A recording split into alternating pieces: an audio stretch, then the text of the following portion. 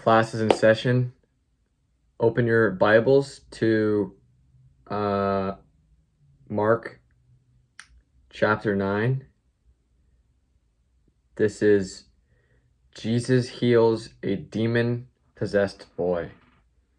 I bet you guys have never seen that happen. When they returned to the other disciples, they saw a large crowd surrounding them, and some teachers of religious law were arguing with them. When the crowd saw Jesus, they were overwhelmed with awe, and they ran to greet him. "What is all this arguing about?" Jesus asked. One of the men in the crowd spoke up and said, "Teacher, I have brought my son so you could heal him. He is possessed by an evil spirit that won't let him talk. And whenever this spirit seizes him, it throws him violently to the ground. Then he foams up at the mouth and grinds his teeth and becomes rigid. So I asked your disciples to cast out the evil spirit, but they couldn't do it." Jesus said to them, "You faithless people, how long must I be here with you? How long must I put up with you? Bring the boy to me." So they brought the boy, but when the evil spirit saw Jesus, it threw the child into a violent convulsion, and he fell to the ground, writhing and foaming at the mouth. "How long has this been happening?" Jesus asked the boy's father. He replied, "Since he was a little boy, the spirit often throws him into a fire or into water, trying to kill him. Have mercy on us and help us if you can." "What do you mean, if I can?" Jesus asked. "Anything is possible if a person believes." The father instantly cried out, "I do believe, but help me to overcome my unbelief." When Jesus saw that the crowd of the onlookers was growing, he rebuked the evil spirit. "Listen, you spirit that makes the boy unable to hear and speak," he said. "I command you to come out of this child and to never enter him again." Then the spirit screamed and threw the boy into another violent convulsion and left him. The boy appeared to be dead. A murmur ran through the crowd as people said, "He's dead." But Jesus took him by the hand and helped him to his feet, and he stood up. Afterward, when Jesus was alone in the house with his disciples, they asked him, "Why couldn't we cast out that evil spirit?" Jesus replied, "This kind can be cast out only by prayer." Very, very tense story here. We have, for context, before this was the transfiguration of Jesus. So right before this, you see how it starts off. It says, when they returned to the other disciples. Right before this, Jesus had taken Peter, James, and John up to a mountain, and Jesus essentially revealed that he was God. He went up there and his clothes turned white, it almost describes them like diamonds. It says, "His clothes became dazzling white, far whiter than any earthly bleach could ever make them." So Jesus is, and then Peter and James and John see Jesus talking to Moses and Elijah. So they're like, "Oh." And then you hear God's voice, "This is my dearly loved son, listen to him." So they hear that, and now I don't know if they still are like not understanding, but we know that this is Jesus kind of like taking his mask off, his human, cloak that he has on, and showing these three that he is the Son of God. So that happens, and then they go back down and they meet up with all the other disciples, and this is where you have the religious teachers are arguing with the disciples, and then there's this guy who's got his son, and he's freaking out because his son is possessed by a demon, and he wants the disciples to heal him because the disciples have that power. Jesus granted them that power to be able to heal spirits, or exorcise spirits. That's not the word that they use, but same thing, to remove the evil spirits from the people. And for some reason, they're not able to do it.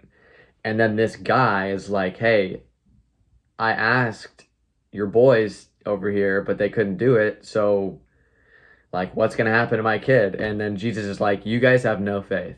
Shame on you. How long do I need to be here before you guys figure it out? And he's like, all right, bring your kid over here. And he does it. Before that, the guy says, if you can do it, do it. And Jesus is like, what do you mean if I can do it? Anything is possible if a person believes. So Jesus is still saying, just believe that I can do it, and I'll do it. I can do anything. I'm God. And this is my favorite part about this whole thing, because this is a personal struggle that I have too, and I think most people probably have this. He says, I do believe, but help me overcome my unbelief. And so Jesus then removes the spirit, and the kid dies. And I don't think that really comes across in this version. I have the New Living Translation of the Bible, which is a very easy to read version of the Bible. So I'm not exactly sure if that comes across, but I believe in this story, the kid dies. And that's why they're like, this dude's dead. But Jesus is like, no, he's not. So Jesus, yet again, brings another person back from the dead. And then the disciples are like, why couldn't we do that? And Jesus goes, this kind can be cast out only by prayer. And so there's a lot of important stuff in that. First of all, Jesus can do that. Second of all, my part that I say, my favorite part, where he says, I do believe, but help me overcome my unbelief. And Jesus then he does it anyway. I think that part of this story is trying to convey that, as for us, people who believe in Jesus, God does not require perfect belief in him. Obviously, that's what he wants, but he does not hold it against us if we just can't. He doesn't hold the doubt against us, A lot of us doubt, kind of like half in, half out. He just wants us to trust him anyway. He says, if you're going to doubt, fine, but just don't listen to the doubt, Let it be there, but don't listen to it. And that's the difference between, you can either if you're 50-50, you're like, I doubt, but I trust, pick the trust side. You're not going to make the doubt go away, but you can still be on the side of the trust that says, all right, I don't really know what's going on. I don't know how this works, but I'm going to trust that this is going to work, And that's for people, anyone who, especially if you're new to it, if you're trying to pray, or if you're trying to really understand your relationship with God. For me, it was something I couldn't understand because I didn't understand how people are like saying that they're speaking to God, like literally having a conversation. Like, it just didn't make sense to me how it's like, I'm starting to get it now, that it's not literally like, oh, hey, like, God's got his arm wrapped around me right now. We're just chilling, having a couple beers, shooting the shit. It's not like that. That's not how it works. It's a trust in your heart, and it's a quiet voice that you really have to be looking for. and you have to want it, and you have to want it even through the doubt. And that is what this man is saying is, I do believe in you and I want it, but there's just this unbelief. Help me to overcome this. And Jesus does. He does it for him. He proves, he says, here I am, man. I just healed your son. I'm sure that this guy after that was probably like, oh, okay, I get it now. But for many of us who we don't see these miracles happening, right in front of our eyes every day, it's hard to understand that God is actually out there, because we see with our senses, we see, eyes, ears, nose. That's how we interpret things. So when we're not seeing literally fire falling from the sky, and we're not seeing people rise up from the dead and hearing loud voices, we're thinking, well, God's not real, because all this stuff that's happening in the Bible is none of that's happening here. But that doesn't mean it's not true, because God doesn't communicate to everybody the same way. When you think about the people in the Bible compared to the human race, like, I don't know how many characters are in the Bible. It's probably significantly lower than the amount of people that have been alive since this was written. And so God probably chooses who are the people that I'm going to make sure that they know who I am, and these are the people that went off to write these things, because they had to know, God had to, it's faith, because these people still could have denied the fact of what they were seeing wasn't there. They could have just been like, this is not happening right now. I don't believe this. But they wanted to. They saw it and they're like, oh, yeah, okay, that makes sense. And so for us, it's more of a quiet voice. And that's where the faith and the trust comes in. And you have to really focus on, maybe it's getting in a quiet room with the lights off, maybe it's at nighttime and you're just really almost meditating. If anyone has meditated before, not religiously, just meditated, you'll understand, like, your mind goes to a different place. If you actually sit and you meditate for like 30 minutes and you really just sit there and you focus on your breath, or just focus, like, your eyes are closed and you're focused on just the darkness, and you let your mind drift off and kind of like lose its sense of reality, you go to a different place. Like, it's bizarre. And so now if you take that and you go, I'm doing this, but I'm going to let God pick me up wherever I go. This is kind of how you begin to establish this connection. And that is kind of the literal way, at least for me, how I was able to figure it out was, okay, so clearly I'm not one of those people who's going to get God shouting at me. So I'm going to have to figure out a new way to discern God's voice from all the other noise that I'm hearing, whether it's my voice or it's the devil's voice, or it's, who is talking to me in my mind? Who am I hearing right now? Okay, like, what are the thoughts? What are the emotions? Who are these coming from? Are they coming from me? Are they coming from God? Are they coming from Satan? Who are they coming from? And the more you start to learn about that and understand that, the more you can start to be able to discern who's who, and kind of be like, okay, I'm hearing these bad things, probably not something I should be listening to. Hearing these good things, maybe, or at least they're right. I'm hearing these right things. Maybe they don't feel good, but they feel right. And that's what's more important, is maybe this quiet voice in me is telling me to do something that I don't really want to do, but I probably should do, because it would be beneficial to me, but it might hurt me, but in a good way, in a developing way. And that's the thing, is it's not always going to be sunshine and rainbows either with God. It's not going to be, God's goal is not to make our lives better. God's goal is to establish a connection with us. That might mean that some of our lives get better, but it also might mean that some of our worldly lives might get worse, but our souls and our spirits will always be that's what the benefit's for, is to strengthen our spirit so that we are ready to be with him. And so going back to the unbelief thing, and then this is the other part too, Jesus says this kind can only be cast out by prayer. At this time, Jesus had given his disciples permission or the power to be able to cast out spirits. He told them, "You guys, I'm going to send you guys out 2 by 2, and you're going to spread the word. You're going to cast out spirits in my name so people know what's going on." So these guys are doing all this stuff, bing, bang, boom, zap, zap, zap. They're, evil spirits are flying left and right, having to dodge all the spirits coming at them, shadow boxing. And so then they get to this one and they're like, it's not working. They're like, be gone.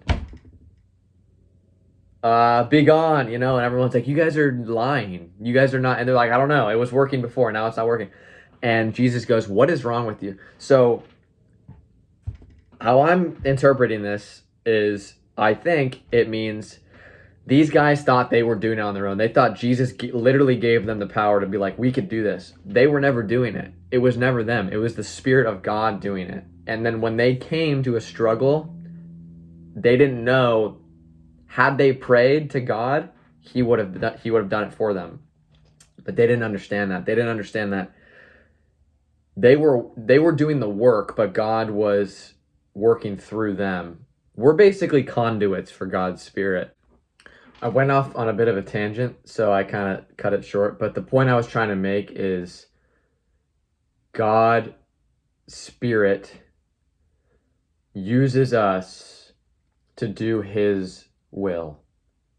I think that's probably a good way of putting it. And so that's what the disciples in this story didn't understand, was that God was using them as a tool to, and all the times that they were casting out demons, they were casting out demons in his name. And so God was using them as a conduit for his divine purpose for the entire world. And that is how God uses us today. And that is why it is important to trust God through the doubt. It's not necessarily having the doubt. God's not going to punish you for having doubt as long as you trust him. It's all just about trust. You just have to trust God and don't worry about the doubt. Let him, because he will take that doubt away from you eventually. If you keep praying to God and you keep saying, God, take this doubt away from me, he will do it. It's not going to happen overnight, but he will do it. And the more, it's like a scale. Like, here's your doubt when you start, right? Here's your faith. And eventually starts like that, and then it kind of evens out, and maybe you're like kind of going back and forth, and then you go back up, and then maybe a little bit, and eventually you're up here, right? And then sometimes it's like, but you're always being a good, and that is because of us. That's never because of God. That's because we're always going to have this, it's the flesh, the stuff, our skin. It's always gonna be us that is getting in the way of the relationship that God has with us, but he won't stop helping us. And that's why it's fine, because as long as we keep coming back to him and we keep asking for forgiveness whenever we mess up, he doesn't mess up. He can't mess up. He is the definition of perfect, so he can't be anything else. So we are the imperfect ones. And so he forgives us for that. And doubt is in of itself an imperfect thing, but he's okay with it. He's not okay with the doubt, but he's okay with us not understanding yet, as long as we keep just being like, all right, I don't get it, but I'm going to trust you anyway. And that's what it's about. And that's kind of what this story is about, is trusting in God no matter what, no matter how crazy, and it's hard to do. And we will all be tested, but it's possible to trust God throughout doubt. Because doubt, you can't trust doubt, because doubt's never going to do anything for you anyway. I mean, when you think about it, it's okay. I could trust my doubt, but where's that going to lead me to? more doubt, more confusion. Like, it just gonna lead you down something bad anyway. So why would you even, like, even if you don't understand, at least go with the thing that you know understands better than you do. Doubt doesn't understand anything because doubt's not a thing. It's just like, that's just like our weird perception of misunderstanding. So if we trust doubt, we start trusting our own ideas, and then we start trusting Satan's ideas that may not seem like Satan's ideas, but they are. And then we go down the bad path because we couldn't just trust God instead and say, I don't know, I'm just lead me, just guide me, whatever. I'm going to do what I think you're telling me to do, and I'm probably going to fail, but I trust that you are going to take care of me. And that's what this story is about, in a roundabout way. So hopefully you enjoyed that little commentary. Hopefully you enjoyed that. So thank you for listening. If you did,